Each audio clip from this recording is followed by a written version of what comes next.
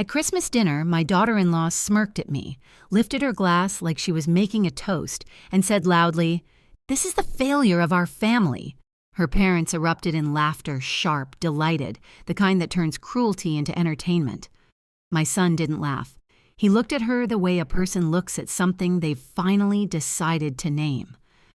My name is Marielle Hart. I'm 62 years old. That night, I drove to my son Caleb's house in Portland with a small, hopeful ache tucked under my ribs. Caleb had asked me to come. He'd said he wanted this year to be different. He'd said he wanted me there, and I believed him because I always did. Caleb was never the problem. Alyssa was. From the moment she entered our family, she treated kindness like weakness and politeness like a weapon. She wore sweetness the way some people wear perfume, strong enough to cover what's underneath. And she used me as the easiest place to point her contempt, as if my quietness made me an acceptable target. When I stepped through their doorway, I felt the room tighten around me. Alyssa's parents, Denise and Martin, looked me over the way they always had, not as a person, but as a comparison. Their glance measured what I owned, what I wore, and what I represented next to their daughter. Alyssa drifted toward me with that bright, brittle smile and looped her arm through Caleb's as if she were guiding him onto a stage. Then she delivered the line she'd been saving, the one she knew would land. "This," she said, lifting her glass toward me, "is the failure of our family." The laughter came on cue. Denise laughed first, sharp and pleased. Martin followed with a smug chuckle as if humiliation were cleverness and he was the type to recognize it. Alyssa looked proud, almost radiant, as if she'd performed something worthy of applause. I stayed standing beside my chair with my hands resting lightly on the back of it. I didn't speak. Silence had become my oldest defense. The words settled over me the way they always did, familiar, sharp, designed to sting without leaving evidence. Caleb didn't laugh. He didn't even pretend. His jaw flexed once, and he stared at Alyssa so steadily that I saw the exact moment her smile wavered. It was small, barely a flicker, but it was there. For the first time all evening, she looked uncertain, like her script had skipped a line. Denise leaned toward me, still smiling as if she were doing me a favor. "Oh, come on, Marielle. You know Alyssa's just being funny." I met her eyes and let my voice stay calm. "She seems very entertained." Alyssa's brows jerked upward, annoyed that I hadn't reacted the way she wanted.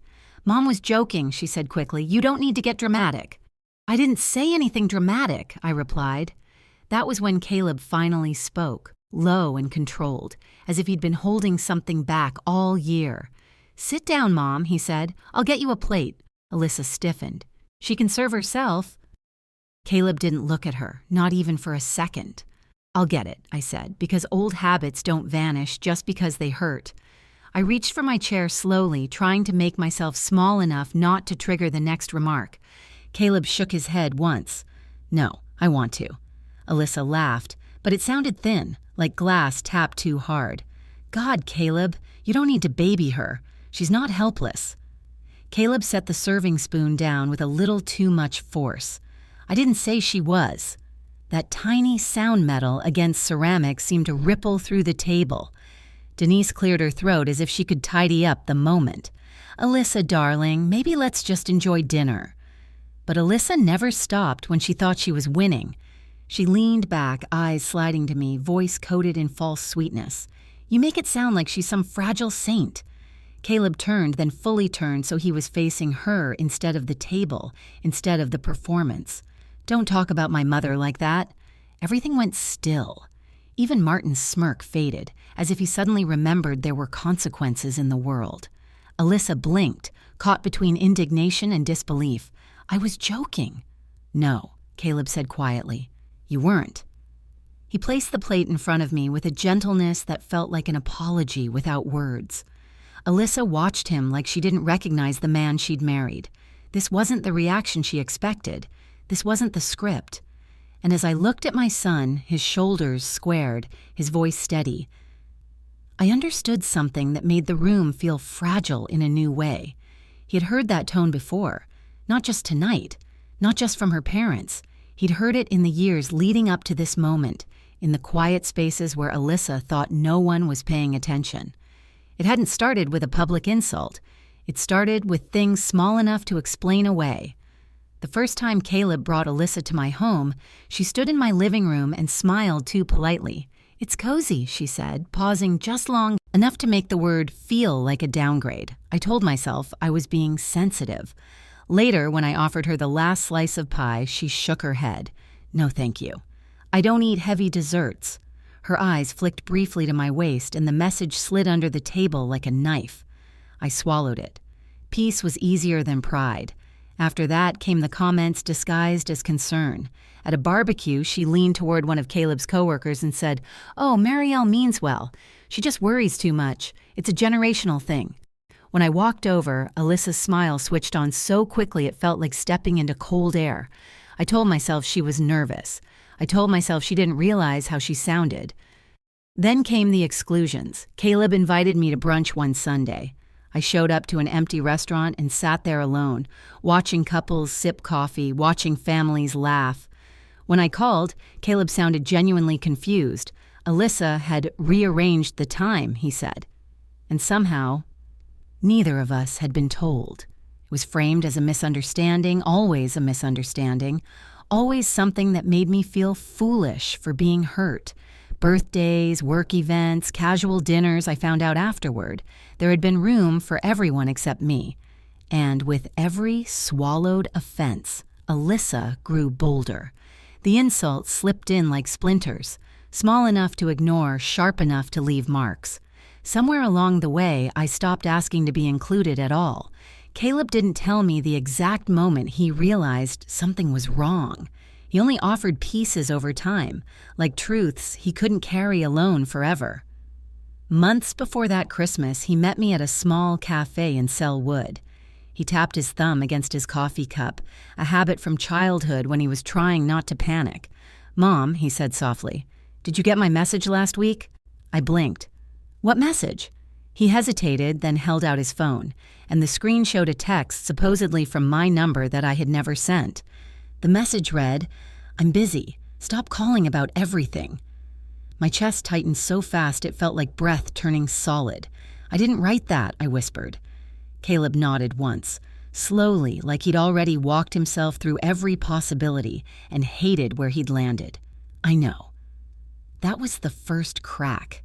After that, he began noticing other things, voicemails he swore he'd left that I never received, missed calls I hadn't seen, small gaps that didn't make sense until you lined them up side by side. "Alyssa told me you said you needed space," he admitted one day, jaw tense with the effort of saying it out loud. "I never said that," I told him. "Not once." He stared down into his cup, fingers tight around the paper sleeve. "Yeah," he said quietly. "I know." Still, he didn't confront her, not then. Caleb had always avoided conflict, the way some people avoid fire even when the house is already smoking. He loved peace so much he sometimes mistook silence for safety. Then, months later, he showed up at my door without warning. Alyssa wasn't with him. His face was pale, his eyes bright with something that wasn't quite angry but was close. "Mom," he said the moment he stepped inside, "did you tell Alyssa you didn't want to come to my promotion party?" My whole body went still. "Caleb, of course I wanted to be there." "She said you refused the invitation." "I never got one," I said, voice steady even as my hands began to shake. Caleb exhaled hard, like he'd been bracing for that answer. He didn't speak for a long moment. When he finally did, his words sounded scraped raw. "Okay," he said. "Okay, that's what I thought." A week after that, he overheard her on the phone with a friend in the living room. He wasn't meant to hear it. She didn't know he was in the hallway. She said casually, proudly, that she was training him to stop depending on his mother. When he repeated it to me later, his voice shook with something sharp and quiet. "I don't want distance," he said. "She wants it." Those were the moments that built towards something inevitable. Small truths collected like pieces of a puzzle he didn't want to finish. And every piece pushed him farther from denial. 3 days before Christmas, I stopped by their house to leave a gift on the porch. A hand-stitched quilt, blue and cream, the pattern Caleb loved when he was little. I'd spent weeks on it, pulling thread through fabric the way I used to pull him back from nightmares. I left a small note and drove home feeling oddly light, imagining him finding it and smiling. That afternoon he called. "Mom," he said carefully, "did you drop something off?" "A small holiday gift," I answered. There was a pause. "There's nothing on the porch." I assumed Alyssa had taken it inside. I told myself not to worry. I told myself there was always an explanation. That evening, Caleb arrived at my house using the spare key I'd given him years ago for emergencies. He walked in like someone carrying something heavy and ugly. His face was tight with a kind of anger I had never seen on him. "Mom," he said, "I found your quilt." Relief rose in me. "Oh, good, I was worried." "It was in the trash," he finished. The room seemed to tilt. My throat went dry. "What?" He swallowed hard. "Alyssa told her mom it looked cheap. She said it didn't belong in the house." His voice broke on the next part. "Your note was torn in half." My hands gripped the edge of the counter until my knuckles hurt. "Caleb," I managed, "it's fine." "No," he said, and the word came out like a decision. "It's not." He sat heavily at my table, eyes shining with restrained fury. "I let so much slide because I didn't want fights," he said. "But this was different." He looked up at me then, and something in him clicked into place. "She thinks there will never be consequences," he said. And in the silence that followed, I understood the truth. Alyssa was about to learn she was wrong. Dinner should have started like most family meals, passing dishes, soft chatter, the easy clink of cutlery. Instead, the moment I sat down, I felt myself being nudged to the edges. Alyssa hosted like she was directing a show. Her smiles were too bright, her gestures too rehearsed, every sentence arranged for her parents' approval. "Mom, Dad, try the roast," she said, lifting the platter toward them. I spent hours perfecting it. Caleb helped a little. Caleb's eyebrows pulled together. "Alyssa, I cooked the whole thing." She didn't miss a beat. "Oh, honey, don't be shy. Team effort, right?" Martin laughed. "Our Alyssa always knows how to elevate a simple meal." The platter didn't come to me. When I reached for it, Alyssa's eyes flicked to my hand like I'd broken a rule. Denise smiled thinly.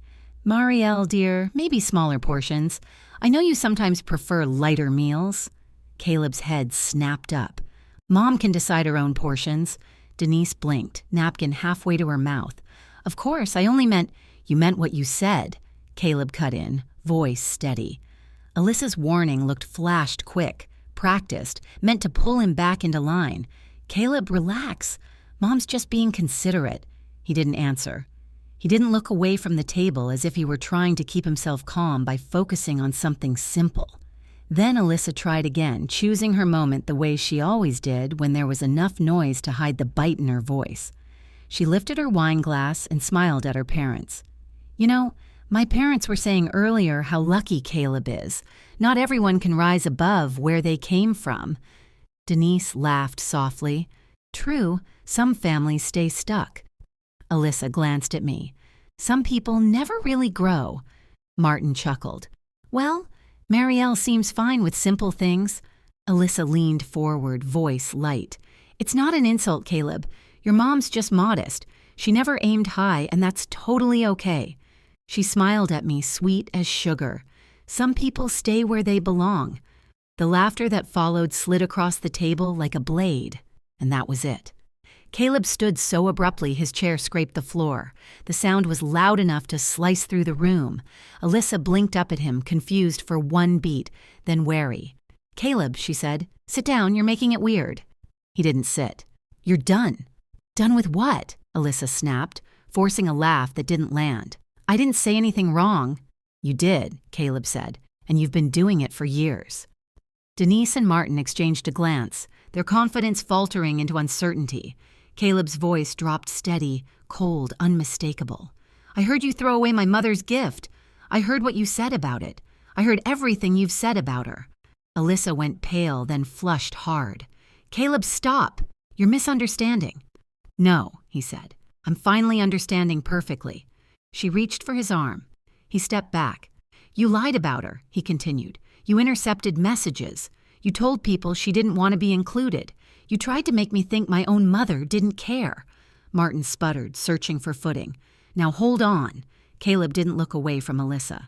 Tonight you humiliated her in front of your parents because you thought it was safe, because you thought I'd stay quiet. Alyssa's mouth opened, but nothing coherent came out. The mask was so polished and so practiced had slipped. For the first time, she looked trapped inside the truth. Her parents gathered their coats in stiff silence. Alyssa left with them, fury and panic tangled together. When the door closed behind them, the house felt still in a new way, heavy but honest. Caleb leaned against the door, breathing like he'd been holding something in for years. Then he came to me and sat beside me on the couch. "Mom," he said softly, "I'm sorry. I should have stopped it sooner." I looked at him, really looked, and saw the boy who used to cling to my hand and the man who had finally chosen truth over comfort. "I thought I was losing you," I admitted. His voice cracked. "I always needed you. I just didn't know how to protect both of you at once." He covered my hand with his. "I'm here now," he said, "and I'm not letting anyone push you out again." A year later, Christmas felt different. Alyssa was gone. The divorce was finished. Her absence didn't leave a hole in it, left space. Caleb opened the door with a warm cup of cider already waiting and no tension hiding in the corners. "Mom," he said, smiling, "I booked us a table, just you and me." And for the first time in years, Christmas didn't feel like something I had to survive. It felt like something I could choose,